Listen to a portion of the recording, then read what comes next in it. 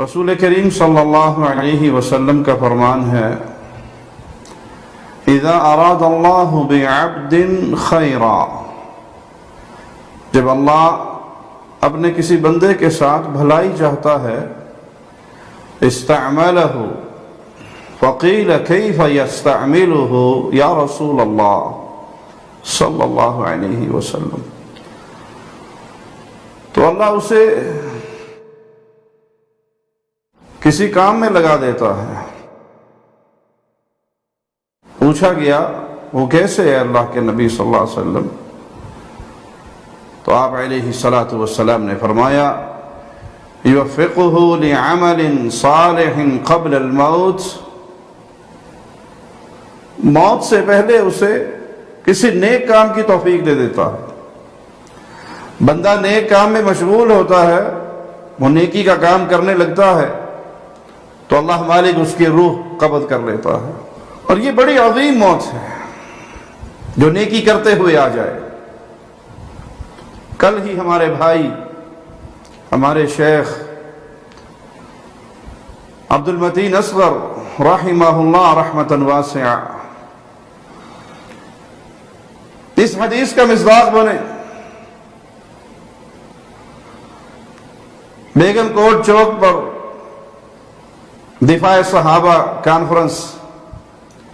جس میں کبھی علامہ احسان الہی ظہیر رحمہ اللہ صحابہ کے دفاع کا مقدمہ لڑا کرتے تھے، یہ خیر و برکت والی یہ کانفرنس چلی آ رہی ہے، اور اسی میں فضیلت الشیخ عبد المتین اصغر رحمہ اللہ صحابہ کے دفاع پر گفتگو کرتے ہیں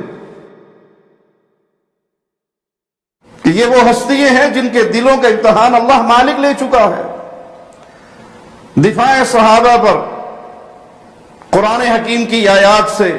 دلائل پیش کرتے ہیں، قرآن حکیم کی آیات پڑھتے ہیں، اور اسی اثناء میں اللہ مالک یہ مبارک عمل کرتے ہوئے،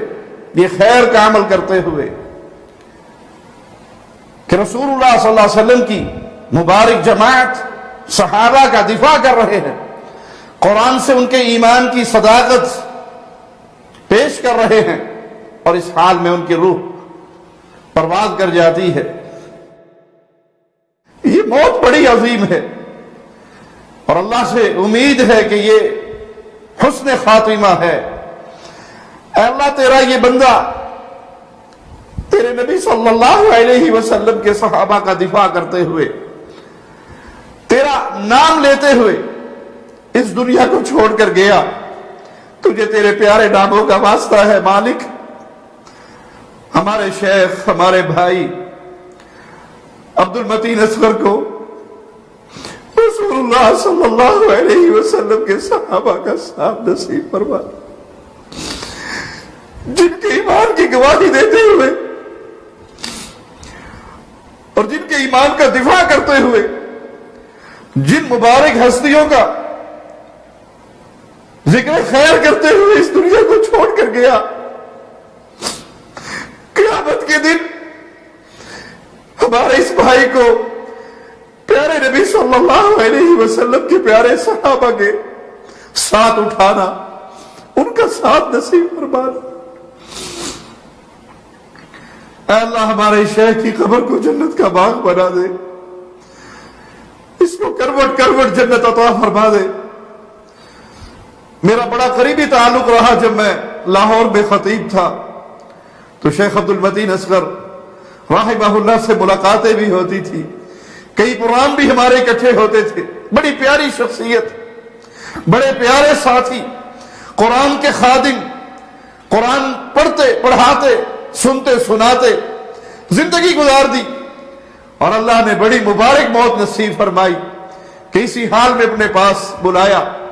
مجھے رسول اللہ صلی اللہ علیہ وسلم کے اس صحابی کا واقعہ یاد آ رہا ہے